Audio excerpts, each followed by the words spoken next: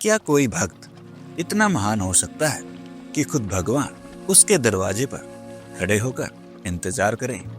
हाँ, ऐसे ही अद्भुत और सत्य माने जाने वाली कहानी है महान भक्त पुंडलिक की, जिसने भक्ति का अर्थ ही बदल दिया। नमस्कार, मैं हूं अमित और आप देख रहे हैं वेद और पुराण वाणी। तो आइए कहानी शुरू करते हैं। बहुत समय पहले की बात है। एक छोटे से गांव में पुंडलिक नाम का युवक रहता था। बचपन से वह स्वभाव से चंचल, थोड़ा अहंकारी और दुनियावी सुखों में डूबा हुआ था। उसे अपने माता पिता की सेवा करना बोझ लगता था। वह सोचता, मेरा जीवन है, मुझे मजे करने का अधिकार है। समय बीता। एक दिन उसके जीवन में ऐसा मोड़ आया जिसने उसकी आत्मा को हिला दिया। कहते हैं एक बार पुंडलिक तीर्थ यात्रा पर निकला। रास्ते में उसने 3 दिव्य स्त्रियों को देखा। उनके वस्त्र मैले थे, उनका चेहरा तेज से चमक रहा था।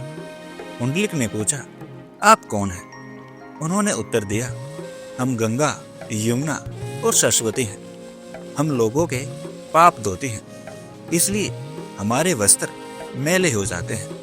लेकिन जब कोई सच्चे मन से अपने माता पिता की सेवा करता है तो हम उसके पुण्य से पवित्र हो जाते हैं। ये सुनते ही पुंडलिक के दिल पर चोट लगी। उसे एहसास हुआ कि वह दुनिया घूम रहा है, पर असली धर्म तो घर में ही था, माता पिता की सेवा। उस दिन से उसका जीवन बदल गया। अब पुंडलिक दिन रात अपने माता पिता की सेवा में लग गया। वह उनके पैर दबाता, भोजन बनाता, दवा देता और हर पल यही सोचता, यही मेरी पूजा है। उसकी सेवा में इतना प्रेम था कि माता पिता की आंखों में आंसू आ जाते। गांव वाले भी हैरान थे, ये वही पुंडलिक है। धीरे धीरे उसकी सेवा साधना बन गई और साधना भक्ति। भक्ति की शक्ति ऐसी होती है कि वह सीधे भगवान तक पहुंचती है। पुंडलिक की निस्वार्थ सेवा ने स्वर्ग तक हलचल मचा दी। एक दिन स्वयं भगवान कृष्ण ने सोचा, ऐसे भक्त के दर्शन मुझे करने चाहिए।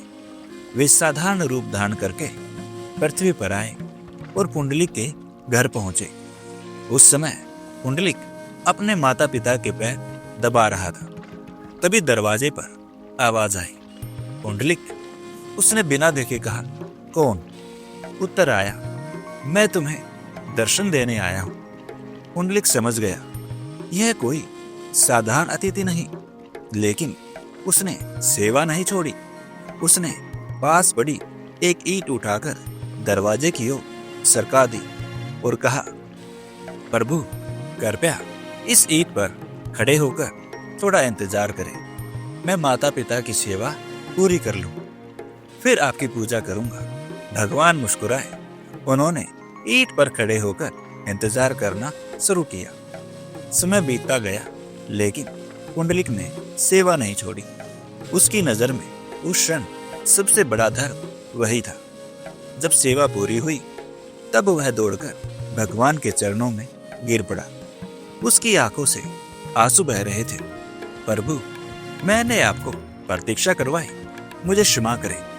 भगवान ने उसे उठाया और कहा, पुंडलिक, तुमने मुझे इंतजार नहीं करवाया, तुमने मुझे सिखाया है कि सच्ची भक्ति क्या होती है। भगवान उसी ईंट पर खड़े रहे, हाथ कमर पर रखे, भक्त की सेवा से प्रसन्न। तभी से वो विठोबा रूप में पूजे जाते हैं और जिस स्थान पर यह लीला हुई, आज वह पंढरपुर के नाम से प्रसिद्ध है। हर साल लाखों भक्त वहां जाकर उस ईंट पर खड़े भगवान के दर्शन करते हैं, जो आज भी जैसे प्रतीक्षा में खड़े हों। पुंडलिक ने भगवान से कुछ मांगा नहीं, न धन, न शक्ति, न सब्र।